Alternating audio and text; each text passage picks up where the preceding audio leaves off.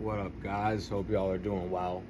So I made a video and I was reviewing 70H, and a lot of people, one second, let me take a sip of this. A lot of people were complaining about how they get these horrible withdrawals from it. I've been using it for almost a year because I have multiple chronic diseases and I'm trying to recover from them. I'm trying to work out, I'm trying to get healthier, all that. And I've been using opioids for almost a year to try to manage pain, and I have not gotten any withdrawal symptoms. In fact, I've had literally no withdrawal symptoms. I've only had an afterglow effect from all the opioids I've taken. So much so to the point where I'm convinced that withdrawals are a myth that the government uses to try to make it illegal so they can have a medical monopoly over us. Just like they perpetuate myths about cannabis, just like they perpetuate myths about mushrooms. And all these things are safe and effective. And I really do think opium withdrawals are a myth. Let me explain why. I've literally been using opioids for over a year, or not over a year, but I've been using them for a long time, and I've never gotten withdrawals in my life. So what is the difference between someone that gets withdrawals and someone that doesn't? Because when I looked it up online, it said only about 3 to 12% of people get addicted. And even that number might be fabricated by some agency just to try to have a medical monopoly over us, like I said. So if only 3 to 12% of people get addicted, which I don't even know if that's true, but that's what they say the number is. And they might be artificially inflating it, like I said, just to make opium illegal. That way they can monopolize it, because the medical industry, a lot of them don't care if you're alive or dead. They'll radiate you to death with chemotherapy before they even let you try a weed tincture. Like I said, a lot of them don't care if you're alive or dead. It's just for profit. That's all it is for a lot of people in the medical field. So why don't I get withdrawals from opioids, and why do I think it's a medicine that could save humanity, just like mushrooms, just like cannabis? It can open your mind, it can elevate your mood, it can heal your body, it can heal your spirit, it can heal your aura. I really do believe that God put it here to help enlighten humanity and help uplift us, just like cannabis, just like mushrooms. And people that demonize kratom, people that demonize opium, people that demonize 70H, I feel like you might have a demon inside of you. Because how could a plant that God put here be killing us if it makes you feel good? No, that's a myth that the government perpetuates to enslave us. So how do I avoid withdrawal symptoms? Like I said, well, number one, I eat healthy. I feel like a lot of withdrawals are because a lot of people that start doing opioids think, oh, I'm a drug addict, because that's what the government tells you are, even though you have opium receptors in your brain. So really, you're just following your natural instincts. Opium can actually protect the body because it can increase serotonin in your brain, and your brain is the control center of everything in your body. So when your serotonin levels are balanced, it can literally protect you from diseases. It can protect your health. That's why mushrooms can be healing. That's why cannabis can be healing as well. It helps balance your neurochemistry. But a lot of people that do these opioids, they don't realize how much they can benefit their health. They actually think it's harmful to them, and the mind is very powerful. So if you think something is harmful for you, that can affect the way your body processes it. But if you think something is good for you, that can affect the way your body processes it. So they tell you, oh, opium's bad. So when you do it, a lot of people just give up. They just eat bullshit food. They just lay on the side of the street corner. They stop working out. They stop getting sunlight. They just lay inside all day and eat junk food and just do opium. That's not how you're supposed to do it. Just like cannabis can be used by athletes, just like mushrooms can be used by athletes, you're supposed to, one, do it with a positive mindset. Do it with the intention to heal the body, because it is a healing medicine. It can increase your neurochemistry. It can literally heal your body, just like cannabis and mushrooms. I've been using it for almost a year, and I've discovered the properties of it literally can heal your body. So first of all, have a healing intention with it. But second of all, don't just throw your life in the drain while you're on it because, oh, I'm a drug addict. What's the point? You're not a drug addict. You're just taking a natural, reframe it in your mind. You're just taking a natural medicine that God gave you that you literally have receptors for in your body that's healing. So do it with that intention. And while you're on it, make sure you're eating healthy. You can do fresh juices. You can do fresh coconut water. You can do, fresh food, raw living food. You can do juices if you want, because the body's mostly water. You can do egg yolks for healthy fats. You can do raw milk. You can do oat milk. You can do nut milks. You can do superfoods. You can do algae oil for omega-3s. Get the right vitamins and minerals in you. Don't just start eating like shit because, I'm doing opioids now. I'm unhealthy anyways. No, opium's a medicine. You're not unhealthy just because you're doing it. We live in a sick society that judges people for doing natural plants. The stigma behind the plant is more damaging than the plant itself. Cannabis, God put on earth to heal us. Opium, God put on earth to heal us. Kratom, God put on earth to heal us. The herb is for the healing of the nations. It's the stigma behind it because the mind controls everything. Okay, so when your brain, the yogis knew this, when your brain perceives something as positive or negative, that can affect the way your body processes it. So never judge someone for what they put in their body because you don't know how they like to do their alchemy. And we all have the right to put whatever we want in our body. That's where the government lied to us. That's a fundamental human right because everyone has different genetics. Everyone has a different, everyone's different and everyone might want to consume different things, okay? So make sure you have a positive mindset. Make sure you use it with the intention of healing, and you can use as much as you want as long as you feel good. That's the part that matters the most. And there doesn't have to be a come down. A lot of times the come down isn't because you took opium. No. You can turn it into an afterglow. You can get an afterglow from it, just like with psychedelics or cannabis. Just make sure you do it intentionally. It doesn't matter how much you take. You won't get withdrawal symptoms as long as you do it correctly. You can work out while you're on it. You can get sunlight while you're on it. You can make love with someone you care about while you're on it. You can work your job while you're on it. And the laborers used to use opium to work harder, so you can literally make a bunch of money while you're on it. And then you can go spend that money on good food like kale, apples, watermelon, hemp seeds. You can make hemp milk, watermelon juice, green juice. Take care of your body. Treat it like it's a temple. What does the average dope user do? Which, by the way, it's called dope for a reason, because it's dope. It really is. It's amazing. That's why God put it on earth. It's here to enlighten us. It's here to help us to spiritually evolve. It's here to help us heal. God did not make mistakes when he gave us opium receptors. God did not make mistakes when he put this heavenly plant here. I'm not joking. This is what God told me. I've gotten the downloads. That's why it's illegal, because the medical industry wants a monopoly over us. So like I said, don't be like the average dope user and just eat a bunch of junk food and just lay out in the street all day.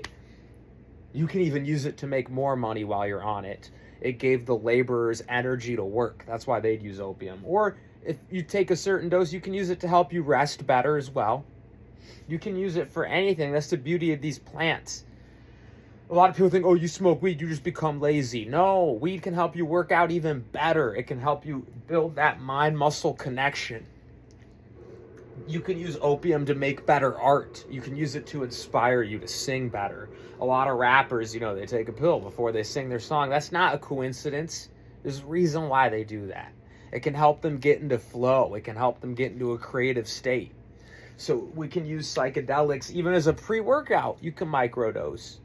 So these plants have unlimited potential for unlimited benefit, and that's why they made them illegal, because they want a medical monopoly. They want to sell you their shitty little Tylenol, which barely does anything, and then you take too many Tylenols and you get liver failure. And now you have to go to the hospital and buy even more of their shitty medication that doesn't work. And then another one of your organs shut down, and then they sell you even more shitty medication that doesn't work. A lot of these so-called drugs, they lied to us. Those are what's actually good for us. But they lied to us and said it's bad for us so they can sell us the fake shit that's killing people. because a lot of these people are evil. All they care about is their own profit. They don't care about human health.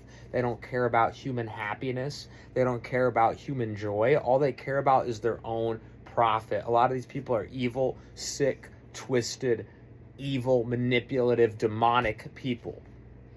And God created these plants for our own enjoyment and healing. So like I said, if you're eating healthy while you're on it, if you're working out while you're on it, if you're getting sunlight while you're on it, if you're getting good rest while you're on it. Some people stay up for days and days and days, which you can do if you feel inspired. But make sure that if your body is telling you it needs rest, listen to your body, you know? And that's what it is. You got to treat your body good. That's the difference between people that don't get withdrawals and actually heal on opium, because some people take it as medicine. The laborers actually took it to do more work as well, to be more productive. It's the intention behind how you use it, and it's how you treat your body while you're on it. Okay? And I'm telling you guys, opium is medicine. They lied to us. Cannabis is medicine. Mushrooms are medicine. But in this video, I want to focus mainly on opium because that's one of the most demonized. Even the spiritual people demonize it. Most of the spiritual people are intelligent enough to see past the programming for cannabis. Most of the spiritual people are intelligent enough to see past the programming for psychedelics. They'll admit those are healthy. But very few people are intelligent enough to understand that opium's healthy as well, because the government gave it such a bad rap. And most people that use it don't use it intentionally. And so a lot of people that use it give it a bad rap because it's the only thing that makes them feel good. So of course, when you come off it, you're going to feel withdrawals because you were using it as the only thing to make you feel good. And you may as well just keep using it at that point, because if that's the only medicine you're putting in your body and everything else you put in your body is trash, then maybe it's not so bad to be addicted to opium. And it wouldn't be as detrimental if society didn't demonize it as much, because one of the main problems is it's so expensive because it's illegal. And so that's why people go homeless on it. A lot of people, they get their life together once the doctor puts them on Suboxone. Why? Because it's less money. They just give it to them. It's like a paid for program if you have the right insurance, I think. And so Suboxone is a strong opioid, but people are able to get their life back together in these treatment facilities because they no longer have to pay for drugs on the street. And so that's the thing is, opium just grows out of the ground. If it wasn't illegal, it would be cheap enough to where you could buy as much as you want for like $10, you know? We could have weed growing everywhere. We could have mushrooms growing everywhere. We could have opium growing everywhere. And then you could buy like a month's worth of supply for like $10, like a big bottle of pills. And if it was more accessible, people wouldn't go broke on it, and they would still have enough money left over to eat good food. They would still have enough money left over to live in a good place. They would still have enough money left over to have a nice car and take their girlfriend on nice dates. The problem is, because these plant medicines are illegal, they're way more expensive because of the law on supply and demand. And so that's what's ruining a lot of people's lives, is just how expensive everything is. That's why a lot of people are homeless, because food these days, healthy food is artificially overpriced because the government is subsidizing certain things like fast food, monocrop, like facilities, but they're not subsidizing organic permaculture. So our tax money, from my understanding and my research thus far, is literally going to junk food and not healthy food.